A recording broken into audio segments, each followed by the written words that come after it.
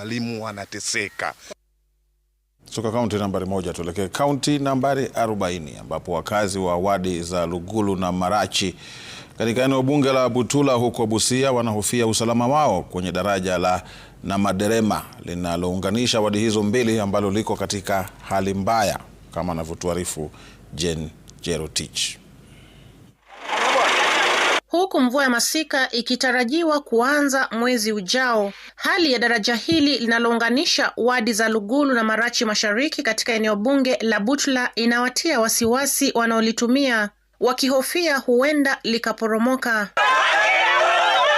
Daraja hili linalounganisha vijiji vya Elara na Buyai hutumika na wakazi wakiwemo wafanyabiashara, wanafunzi na wakulima. Na niko na watoto wanasoma kule Shirimo, wanasoma kule Shibembe, na tulichukua viongozi ambao wanaweza tusaidia sisi kama wanawake ambao wameviwa na watoto ambao wameviwa. Kama mimi watoto wangu kule Shirimo wanasoma watoto 5. Kule Shibembe watoto 2. Na hii mtoni tumechoka, waheshimiwa, tumechoka sana.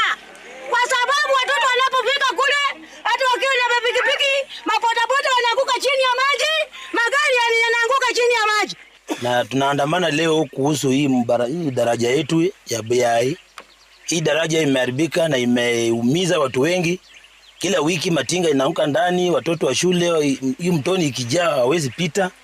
Na tuko na wabunge tuliwachagua lakini hawafanyi kazi, wanalala. Sasa sisi tunauliza, sisi tuko Kenya ama tuko wapi? Ikiwa na shida hii bridge ikifika mahali penye mtu umefurika haipitiki, tunakuwa na shida ya biashara. Tuko na watoto ambao wanatoka ng'ambo saidi za Siribo sublocation wanasoma saidi shule ya Sibembe, na tuko na watoto wenye wanatoka Sibembe Lara wanasoma Siribo. Inafika watoto wanafika kwenye huu mto, wanapata mto umejaa, umefurika kiwango ambacho hawezi wakapita.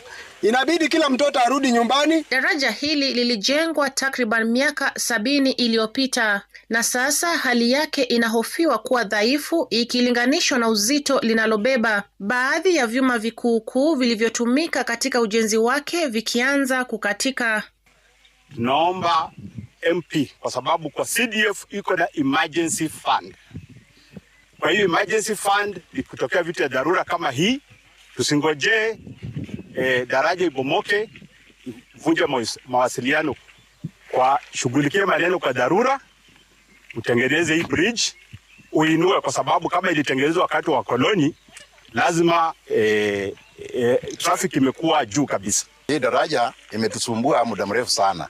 Sababu hii daraja wameiunda mwaka 53 na mwaka 53 hii daraja imeshapasuka katikati. Kando na hiyo, hii daraja imeshaua mtoto wa shule kutoka Lugulu. Alafu hii daraja imeshaua mwalimu wa Katoliki, amekufia hapa.